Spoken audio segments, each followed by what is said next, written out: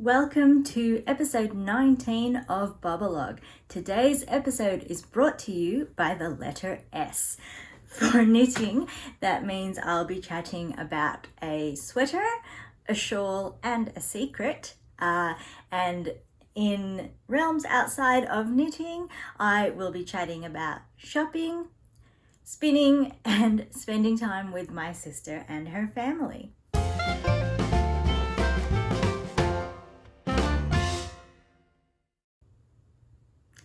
Greetings and thanks for joining me in my little woolly corner of the world. I hope that you are all staying safe and well in your own little woolly corners of the world. My name is Bobby Olan. I am a knitter and fibre artist in Victoria, Australia, where I live with my partner. I would like to acknowledge the Wurundjeri Woiwurrung people, who are the traditional owners of the land on which I live and create, and I would like to pay my respects to them and their elders, past, present, and future, and to all Aboriginal peoples across Australia.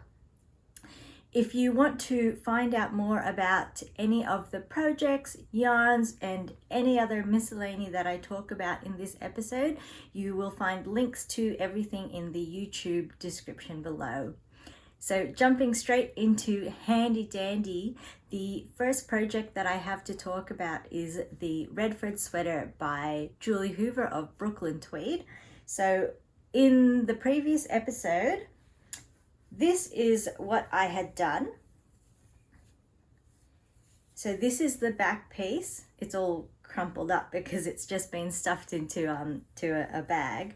But that is the back piece there. So this is a sweater that I am knitting for my partner for his birthday, which is very, very soon. So this is the piece that I showed you last week. You can see here that I put in some embroidery thread as lifelines. So the reason that there are two lifelines there is when I did the initial swatch, I was getting, I believe it's something like, I think I was getting 35 rows, and the pattern itself was calling for 36 rows in 10 centimeters.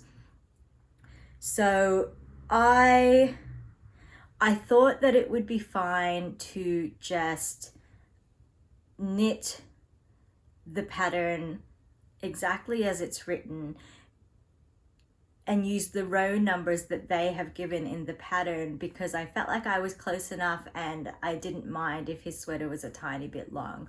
But then I was looking at this and it just seemed too long, and I decided that I should wash it and block it, that I should just rip back a few rows. I should calculate the number of rows I should have actually knit instead of going by the pattern rows. So that only eliminated that many rows, which wasn't many. I can't remember. It's like 5 rows or something that I would have had to rip back. But then after I put in that lifeline, I was thinking, well, it still seems really long.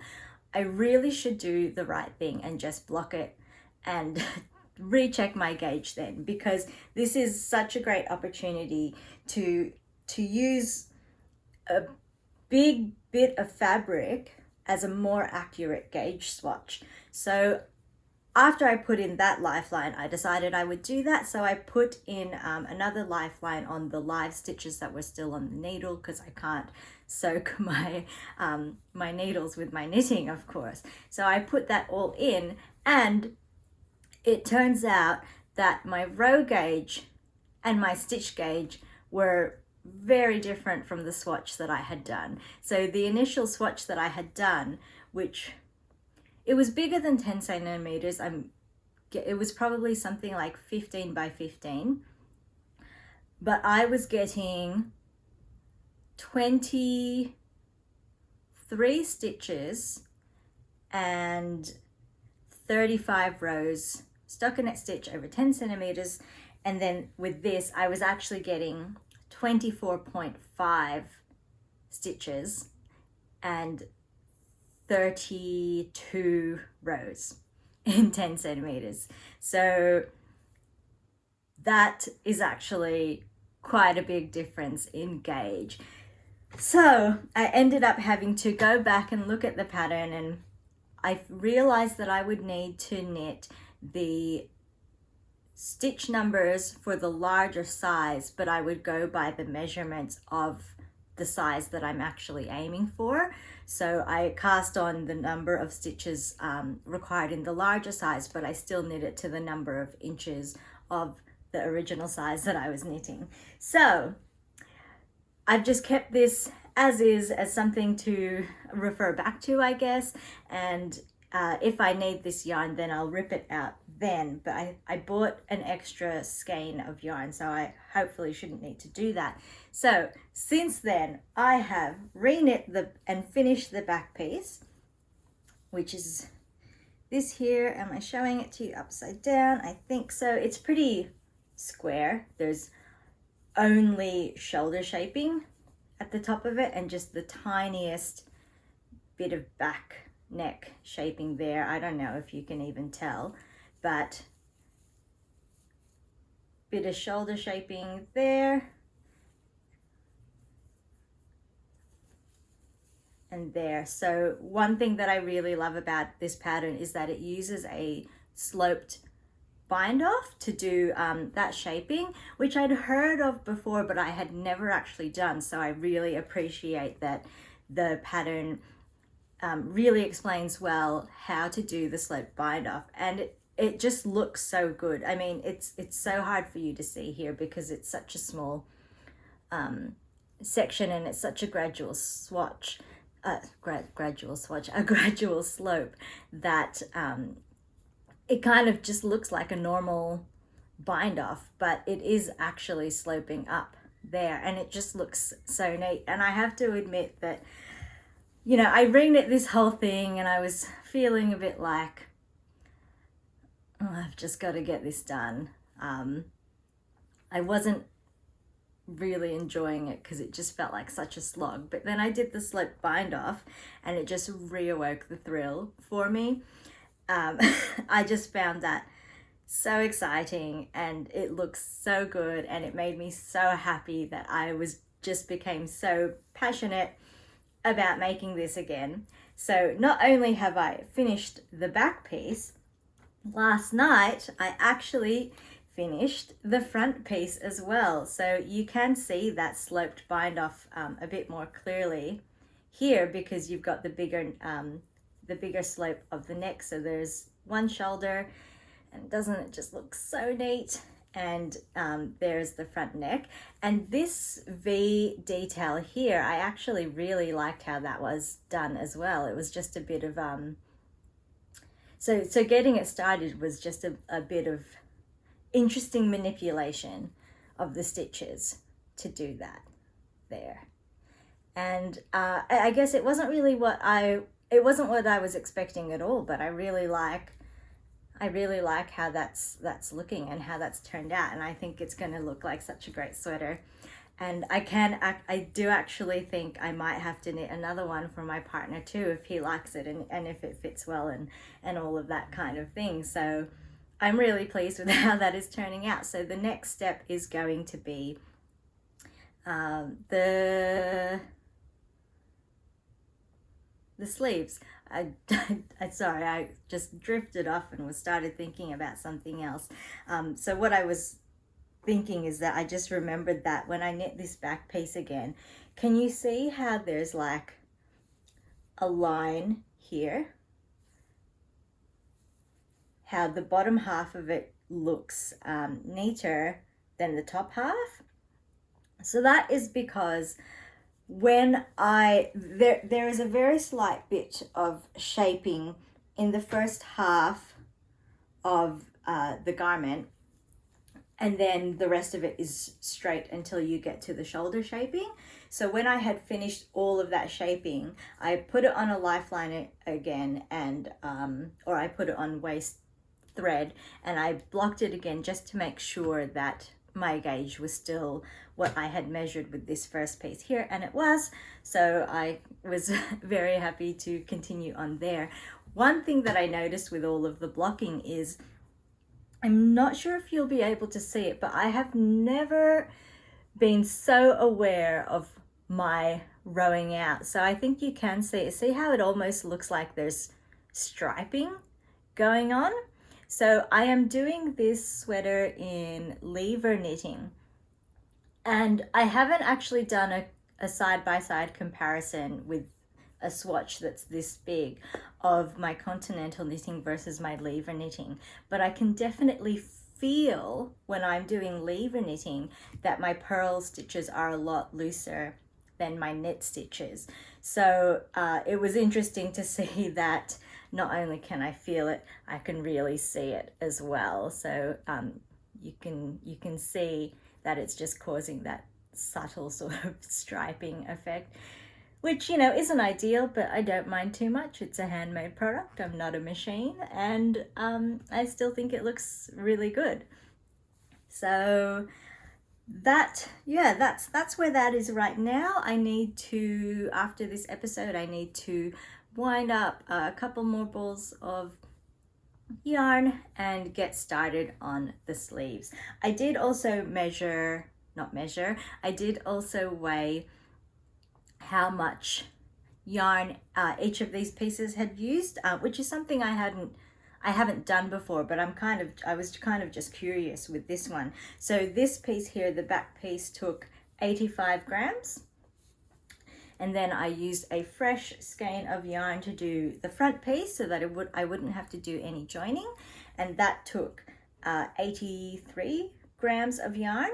And the way that I usually like to make sweaters is when I'm making a big piece, I will always start with a fresh ball of yarn to minimize joining and any possible color variations that there may be. So I have the leftover little balls from those two pieces. I'm going to start each sleeve with a fresh ball each, and then the side pieces, because they are smaller, I will choose the bigger of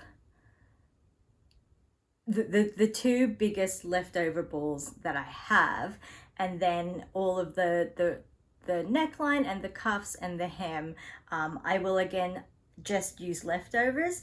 If it doesn't seem like that there's going to be enough, then I will start from this ball here that's attached to my initial piece of knitting, but if I have to, I will rip that out, but I don't actually think I will. So I think I'm going to have a lot of this yarn left over, which is I'm very happy to have in my stash. So is that all that I wanted to say about Redford? Yes. So really enjoying doing stockinette stitch still, really loving the sloped bind off method. I don't understand why that is not just the default that people are told to do. I think it just looks really good, and I know that a lot of that is going to be hidden because you're going to be picking up stitches to knit up the neckband or to knit down the hem, or you're going to be, you know, I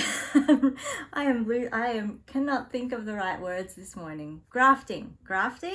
You're going to be grafting the sleeves together. So not the sleeves together, you're going to be grafting the sleeves onto the body. I know what I'm talking about. Anyway, even though it's hidden, I think it is still such a nice detail. It's such a simple technique to do as well. It's no extra work at all.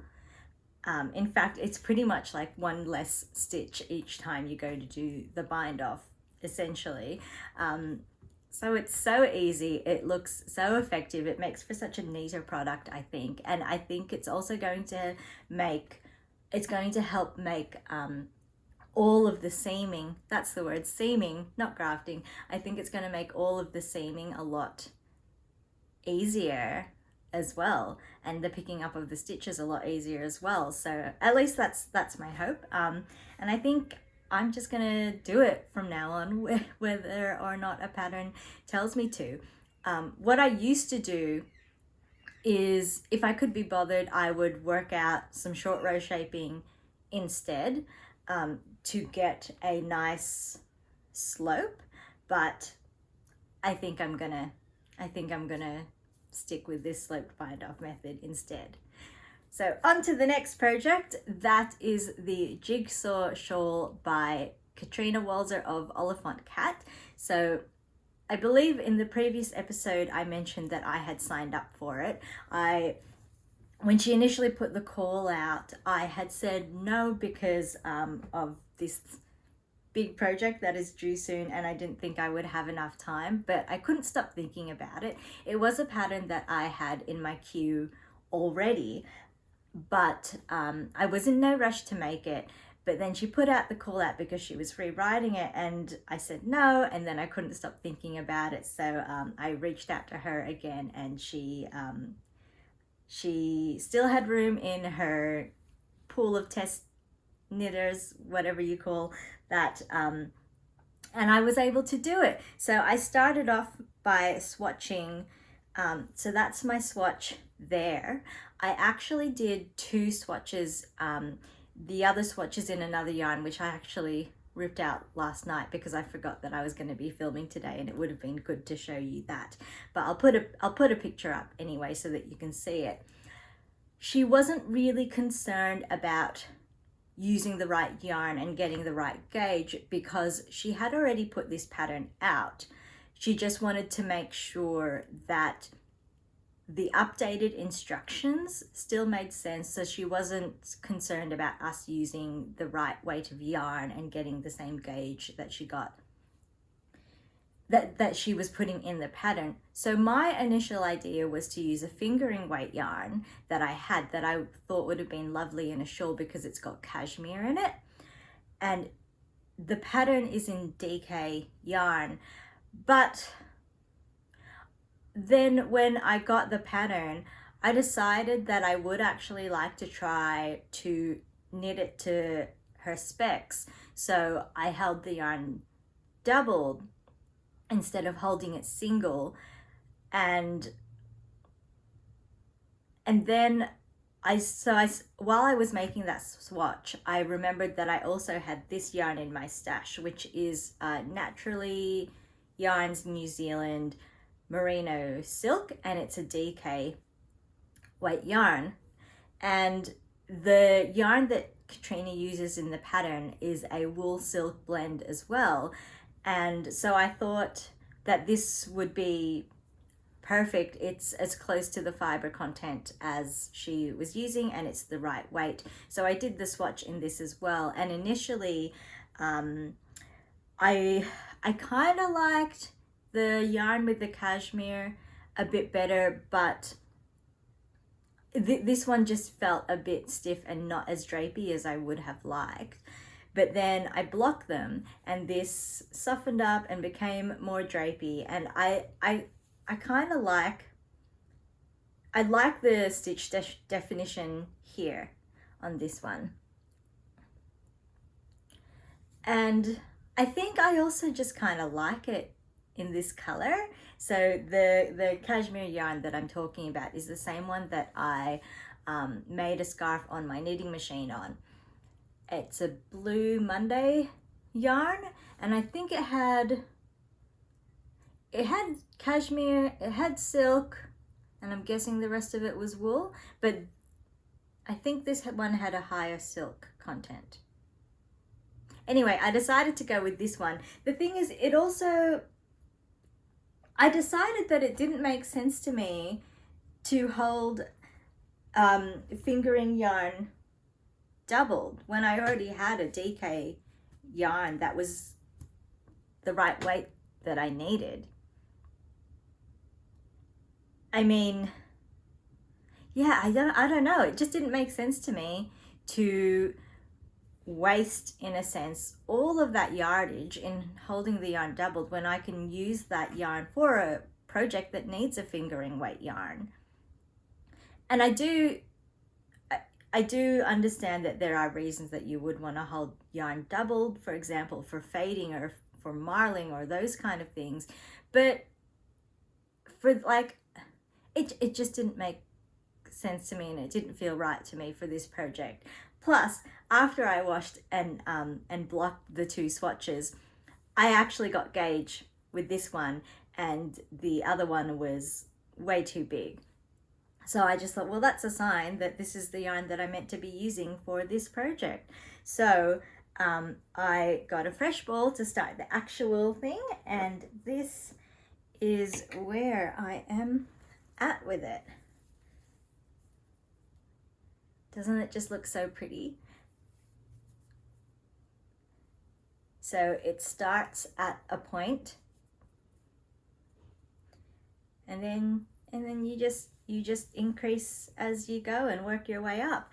And I just think it's such an effective pattern. I love the geometry of it. I love how it's kind of like mimicking like a weave in a way. I also just like the name of it. I like puzzles, and it's called the Jigsaw Shawl. So I was drawn to it already just because of the name, but I think it is such a pretty pattern. I think it's like looking so nice in this yarn. So it's I don't know if you can tell, but it's not pure, it's not purely cream. It's got like flecks of tan in it. I don't think they're coming up in the video though. They're so subtle. But when you get up close to it, you can see it. I don't think you can see it. Maybe you can. Anyway, she had only needed a certain amount to be knit up before the pattern was re-released at the end of May. So as soon as I got the pattern, I put down the Redford sweater and just completely focused on this, and I got that much done, and I gave her my feedback. And it's a really well written pattern. It's really easy to follow. She provides charts and written instructions, and I test knit the chart. And yeah, it was just really easy to follow. It's just a really great pattern. I highly recommend it. And if you get the Yarnology magazine, the most recent one that has just been released will have a discount code for it, I believe. So, which is the whole reason why she was not the whole reason she was rewriting the pattern, but it was one of the reasons that she was rewriting the pattern. So yeah, so since I finished the test knit portion that she had required, I have barely done anything more on it. I've knit a little bit more, but I realized I should go back and focus on the Redford sweater. So I haven't done much more on that, but I will get to it. I will finish it eventually, hopefully sooner rather than later, because this is actually my first shawl. So I'm really excited to have this, and I never thought I'd be a shawl knitter, but lately I have been feeling that I would love something to just drape over my shoulders and cuddle up in, you know. So I'm excited to have my first shawl, and I do want to get that done, and I want to use it because it is beautiful. And it's been such a long time since I've done lace as well. I can't remember the last time that I did lace. And you know, it's nice to do something different, to, you know, use different muscles. I don't know what I'm trying to say. As usual, I have no idea what I'm trying to convey here. But anyway, check it out, Jigsaw Shawl. Yeah, it's beautiful.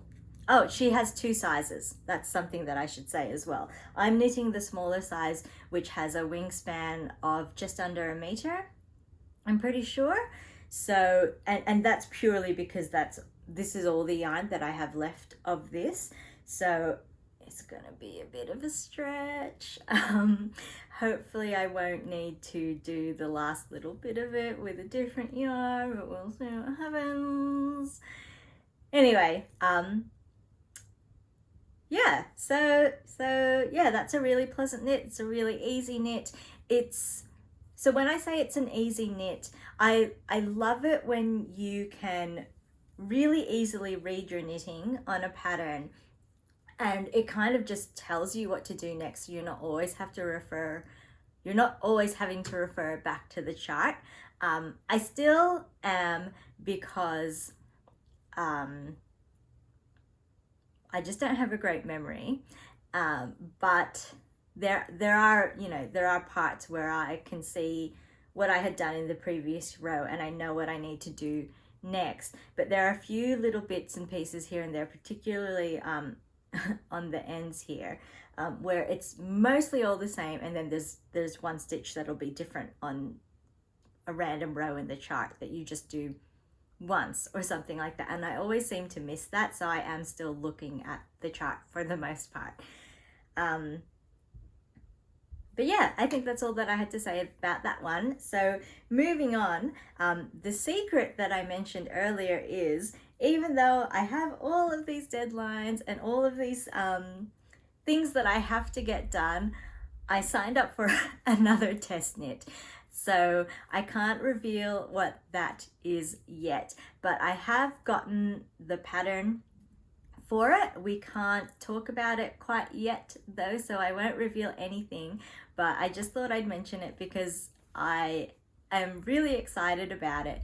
But I also feel a bit foolish in signing up for another test knit. It's going to be due at the end of August, and like I said in the previous episode, once this Redford is done towards the end of this month, I want to start a knit along that will be finishing sometime in September, and I need to pick up a sweater that has been hibernating for a couple of years that will also be due in September, and then this new test knit that I've signed up for is going to be due at the end of August. Plus I have some other languishing whips that I need to get back to that I would like to get done by spring, our spring, so that I can send them overseas in time for a UK winter. So I just can't. I can't help myself. I can't control myself because I just love it all. I love it all. And this other test knit I found on Instagram. So it's someone who I have been following on Instagram for a while. So I just saw in their stories, I believe, and I very rarely look at stories. I'm a very traditional Instagram user. I just look at the feed. I hardly ever remember to check out reels or to look at stories, but I did, and there was this this test knit being advertised, so I signed up, and I should stop blathering on about it. All right, on to eye candy. So I try not to show a lot of shopping on here, but I do want to show things that I purchased from indies in particular, because I want to share their lovely work and I want to promote those. But I generally, I haven't been showing you when I've purchased yarns and things from yarn stores or from big producers or things like that. At the end of May, the annual Yarn and Fibre market was put on by the Hand Knitters Guild of Victoria. So that is always in Coburg. I think it's often just called the Coburg Yarn Market or the Coburg Yarn and Fibre Market. I wasn't actually planning on buying anything. I really didn't think that I would buy anything because the Bendigo Sheep and Wool Show is coming up in July, and that's going to be a much bigger festival, and I was kind of thinking I was going to save up all of my spending for then.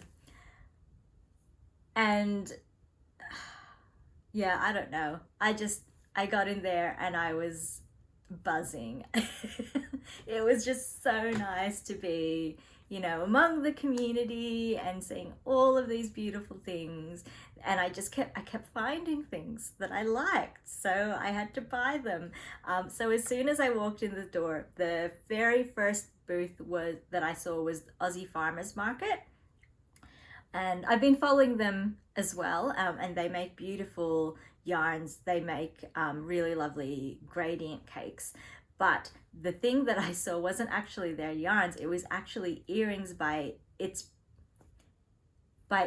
Designs. So I'm just looking at my notes there. And I just saw it and I made a beeline and I bought them because they are just gorgeous. And I'm just gonna come in here so you can see. So they are these amazing, amazing earrings. So one is a sweater and the other one is a beanie with a pom-pom. How adorable are they? I love them so much and I just want to wear them all the time. They had a bunch of different colors, but I really like this natural color, but I also thought it would stand out the most against my dark hair.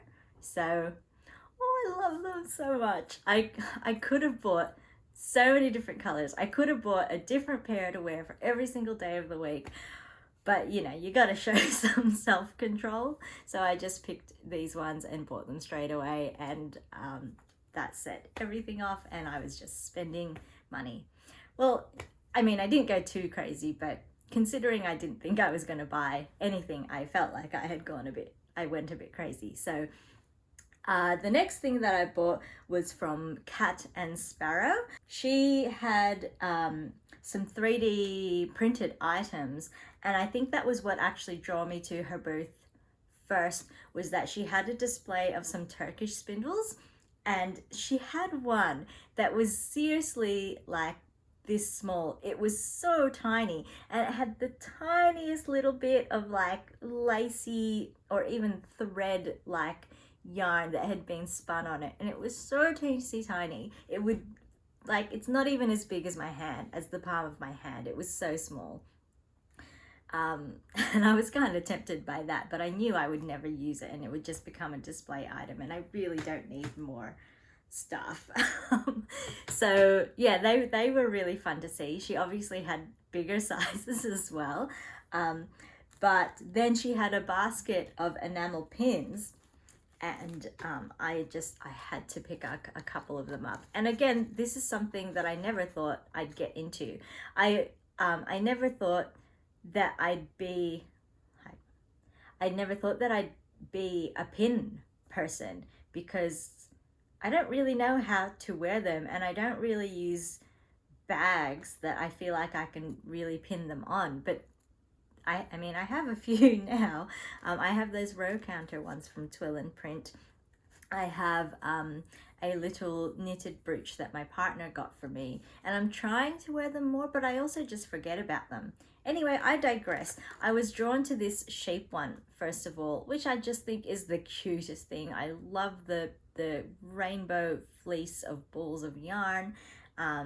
So I knew I was going to get that one for myself. And then this one I also thought was just really adorable, but this one I'm going to gift to a friend. I bought it for a friend intentionally, so I will be giving that away. And yeah, the ridiculous thing is that she was only selling these for $8 each. That's so ridiculously cheap.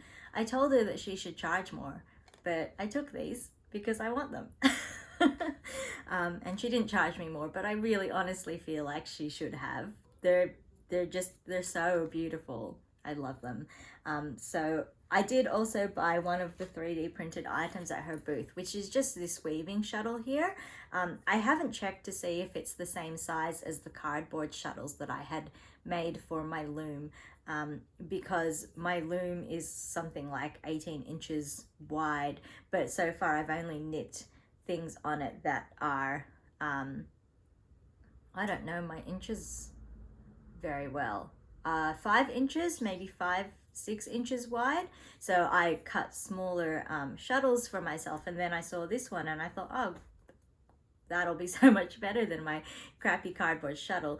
Plus it has a beveled edge on one thing here, and from a few weaving videos that I'd seen, there is another tool called a pickup stick that you can use to make different designs, and they often have this beveled edge to make it easier to pick up warp threads. So I got that as well, and keen to start the next weaving project and give that a go. The next thing I bought was some tins from Zago, and so this is the first one here, which is just this cute little owl, and it says wisdom. But the thing that I love about them is how they open up. So you actually slide them open. And then because it's a sliding action rather than just one that you just push down on top of, it's just really secure. And can you hear this? That little click, it's just such a satisfying sound. And I don't know, I just find it really satisfying sliding them on and off. But I'm going to keep that one empty, and then when I start a new project and need to put some notions in it, that's going to be my one that I can fill up. So I have a few other tins, but they're all assigned to different notions. So, you know, one has what do they have? Oh, one has all of the bits and pieces for my interchangeable needles. One has one is just full of bobby pins because I thought I could use them as stitch markers if all of my other stitch markers were in use for something like that. Anyway, so this one I'm keeping free so that I have a spare tin when I need one to put into a project bag.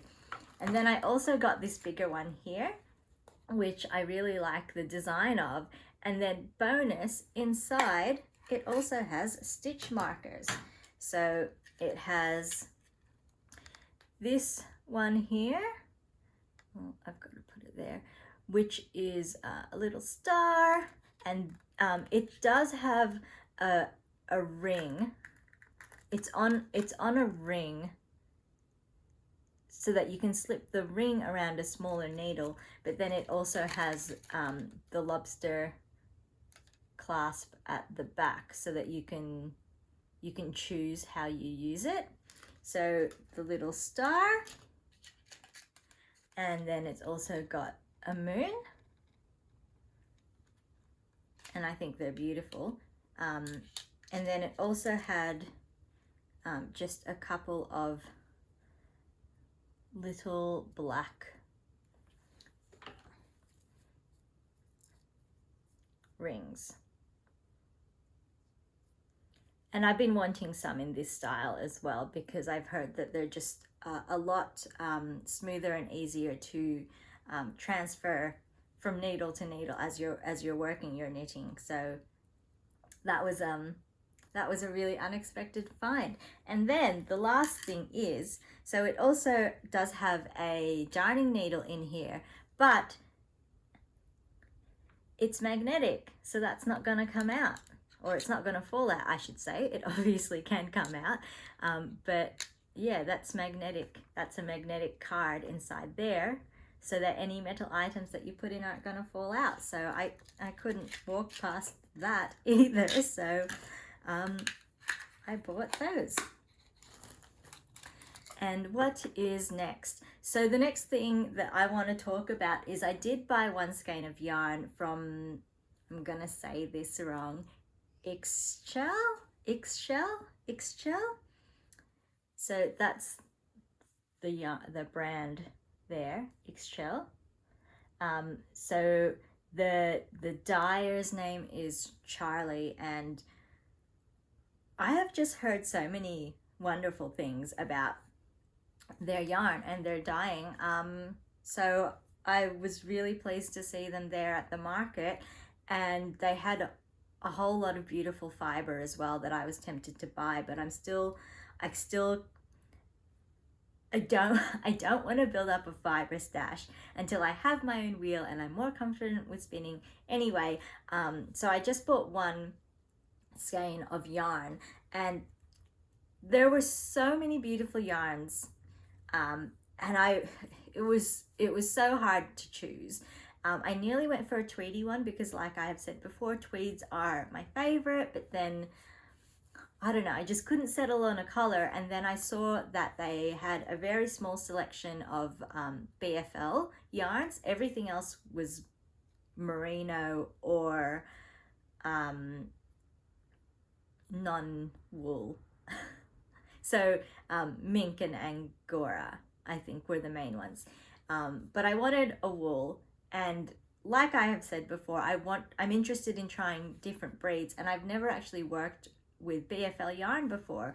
So I chose this color from the BFL range, and this color is called Dragonfly in Amber, and I just love the colors make me think of autumn, and I'm an autumn baby, and I love, you know, the changing of the leaves, and I love all of the autumn colors, so I thought that was just a gorgeous one there. So I picked that up.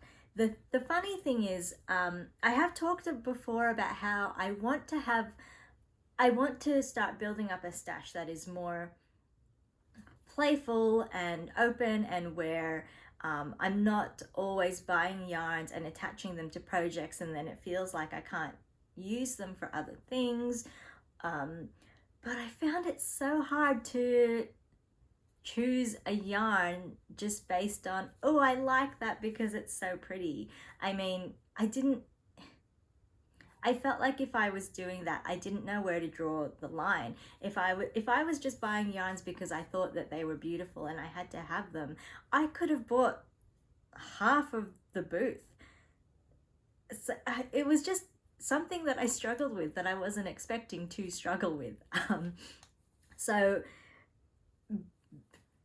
confining myself to choosing non-merino wool helped.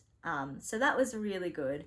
But the other thing is, as I was choosing yarns, I kept wanting to pull out my phone and look through my queue on Ravelry and see, okay, if I want to buy a fingering weight yarn, what fingering weight projects do I want to make? And therefore, how many skeins do I need to buy? And I had to stop myself because I just wanted to buy a yarn because it was pretty, and that so that I could play with it, and I didn't have to, you know, plan everything out ahead and just be spontaneous.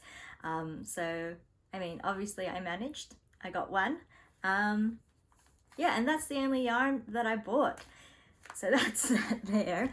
The last thing that I bought, fleece. So, obviously I had no intentions of buying a fleece. I've never, even with my, like, taking this spinning class lately, I had no intentions of buying fleece. I always thought, oh, I will buy pre-prepared fiber because it's just easier and I don't have to do all the washing and stuff. But then I saw this booth, Beylor Black, that had this beautiful color fleece, and I wanted it. I knew I was going to walk away with the bag. So I didn't buy it straight away. I thought I would think about it and come back. The bag that I was initially looking at was the smallest of the black gray colored fleece, and it was about 1.2 kilos.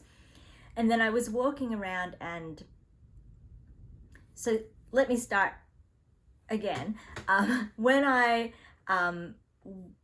first walked into the market, I pretty quickly ran into Sarah, who is one of the instructors of the spinning class that I'm taking at the Hand Weavers and Spinners Guild. And I had actually gone to the market straight from doing the class. So I ran into her there and said hello, and then we went our separate ways shopping. And then, you know, I went around, I did one loop of the whole place, and then she came and found me again. She's so lovely, she's so nice and helpful. She came and found me again, and she was saying, oh, Janet Day is here and she's spinning on her Multicrafty wheel. Do you want me to introduce you? Because I had told my instructors that I'm interested in getting a Multicrafty wheel. So, I mean, that was really lovely of her already. And she was asking how I was doing at the market. And I said, oh my goodness, I think I'm going to buy a fleece. And she offered to help me look at it and assess it, because I don't know what to look for. I don't know what makes a good fleece. I don't know how to tell if this is quality or not. I was just like, I like the color. I want to spin like a naturally black gray fleece. So she offered to look at it with me. So I took her over to the booth and immediately she was like, that fleece isn't great. The staple length is too short for a beginner. It's going to be harder for me to spin as a beginner because longer staple lengths are just easier to work with. And I was a bit disappointed, but then they had these other bigger bags of fleece. They only had 2 other bigger bags that were this beautiful dark color. And it turns out they were actually from the same sheep. It was just such a huge fleece that it needed to be split up into 2 bags. So anyway, she looked at them with me and obviously I bought this one. So this is just over 1.5 kilos. Half a fleece is over 1.5 kilos. And it's a Corridel U. And it has a beautifully long staple length. Let me see if I can. So the original one that I was looking at, the staple length was probably half this. So I'm so grateful that Sarah was there to help me choose, because I don't know how I would have gone with that smaller one. I mean, I'm sure I would have managed somehow, but I might not have been as happy with it because it, I probably would have struggled to spin it a lot more. Anyway, so that's the staple length there. It's got beautiful crimp and I just love the color. So it does have quite a range of colors to it. So I'll just try to pull out a couple of biddies here to show you. So that's probably the lightest gray in the bag and that's probably the darkest. So there is a bit of a blend there, so it's just going to be fun to spin it up and see how they all sort of like blend together. Yes. So I bought a fleece. Exciting. Anyway, that's it for all of the purchases. Oh, I do also want to mention, I was kind of blown away. They did mention in the class earlier that day about what a good price point is for a fleece. I think they said that something like around $20 for a kilo is good. If it's cheaper than that, you're probably not getting something of good quality. So this was around or just over $30 for just over 1.5 kilos. So that was pretty much spot on for what they were saying was a good price. And that just blows my mind. 1.5 kilos. I pulled out 20 grams and I already flicked it with my flicker. And this was all of the waste that there was from doing that, which is not much really. When I put the good stuff back onto my scale, it was still showing 20 grams. So I lost less than 1 gram there, which is a lot less than I was expecting to, which is just amazing. So I'm gonna get a lot of yarn out of that, and it cost me $30. This cost me $30. I mean, obviously this is finished yarn and it's beautiful, but it blows my mind. Like, they were pretty much the same price, and this is a huge giant bag. Anyway, I could just rant about that forever and ever, but what was I saying? I think I was done talking about that. I just wanted to mention a few other things that I spotted, at the market. So Tandy were there, Tant Wan Koot. So I said a quick hello to Tom, but they were busy. So it was pretty much just a quick hello. Hey, how's it going? And that was all that we had time for. I was tempted to get some of their fibre, some of their Polworth silk, but we've only used wool in the classes, and I didn't want to jump ahead of myself. So I didn't get anything from them.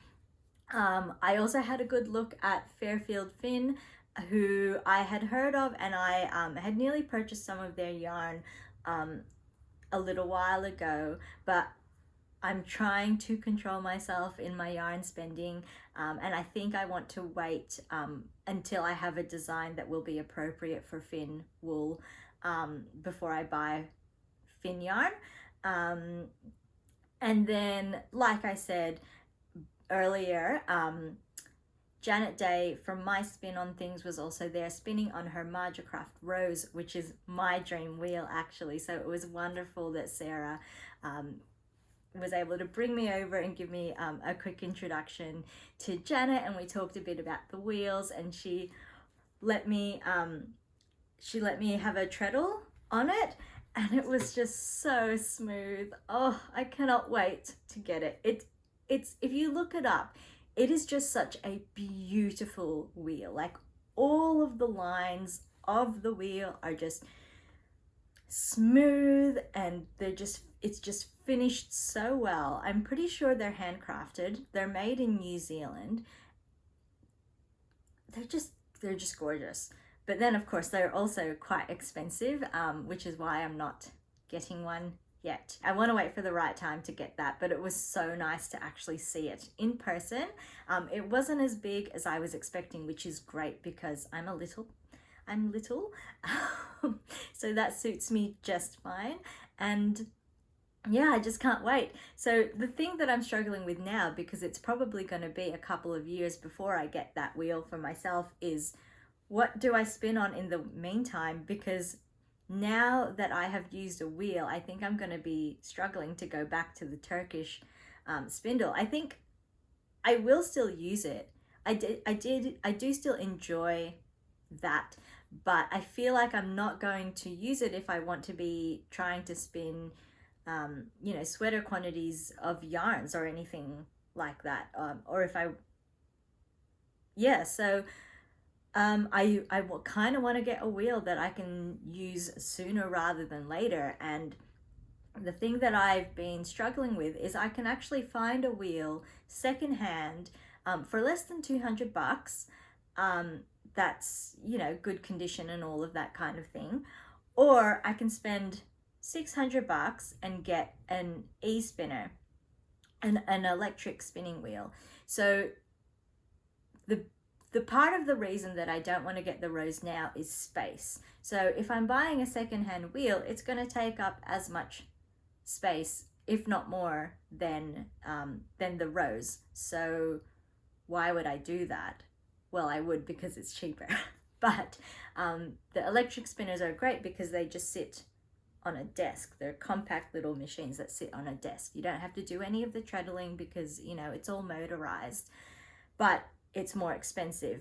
The thing is, though, the one that I'm looking at, and why I was able to say $600 so confidently, because I've checked the price and I've done the currency conversions. The one that I'm looking at is an electric eel wheel 6, and I want to get that e-spinner, but then I also want to get their yardage counter, because right now when I'm winding up the yarns that I make on the Swift, I'm guessing so much about how much yardage they are. And actually I haven't even bothered with the yarns that I've been spinning from the class. I haven't even bothered to try to guess. So I'd really like to get the yardage counter there. So yeah, I'm probably leaning towards the e-spinner and the yardage counter and away from getting a secondhand wheel. Anyway, might as well jump into Multicrafty since I've already been talking about spinning. I'm not going to go on about it too much because this is quite a long episode already, but this is everything that I have spun from the class so far. I was going to say in the class, but it's not all in the class because we get to take the wheel home and keep going. So this is everything. It is mostly wool. This gray one here has some alpaca in it. And yeah, so we have tried a few different things now. This one was done short draw, but a couple of these little ones here, well, I just dropped one, it can stay there. These were done, one of these was done from the fold and another one was done long draw. So long draw creates a woolen yarn and short draw creates a worsted yarn. And so the thing with long draw is short draw, you have a lot of control because you're just pulling out little bits at a time and you're smoothing it as you go. With long draw, you're pulling it like as far back as you're comfortable to, and you just, because your pinching hand stays, you know, near the wheel, you don't have as much control, or at least I don't have as much control of the thickness of the yarn that I'm spinning, because I just don't have the skill yet to know how much twist to be letting in so that it grabs the amount of fiber that I want it to grab when it's all the way back here. Anyway, I actually found that a lot easier than I was expecting, probably because, you know, we had such good fiber to work with in the class, and that helped. So yeah, that's been really great. We've had 4 classes now and there is just one left, and in the last class we are going to look at some other fibers. So she mentioned working with silk and maybe with cotton as well. So looking forward to that. And that's all that I will say on spinning. So just a quick heartful of craft. I'm really grateful that my sister and her family were able to come over from Western Australia. So they keep, over the last couple of years, they keep booking flights and then having to cancel them, and then booking flights and then having to cancel them, which, you know, it's a bit tough. The Western Australia have closed their borders a lot during this whole period, so it's been really hard for them to come over, and it's been hard for any of us here in Melbourne to get over there as well. So they were finally able to come, which was really great. So yeah, it was nice to see them and to spend time with them.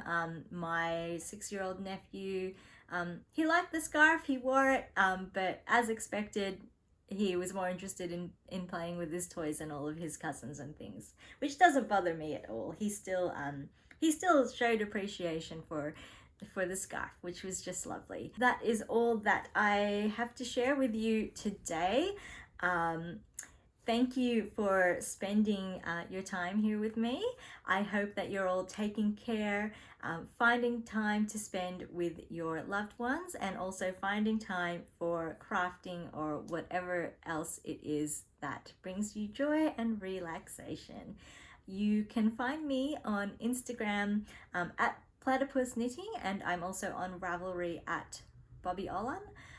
So I'd love to hear from any of you on either of those platforms. As I said at the start of the episode as well, if you want to find links to anything that I've talked about, they'll be in the YouTube description below.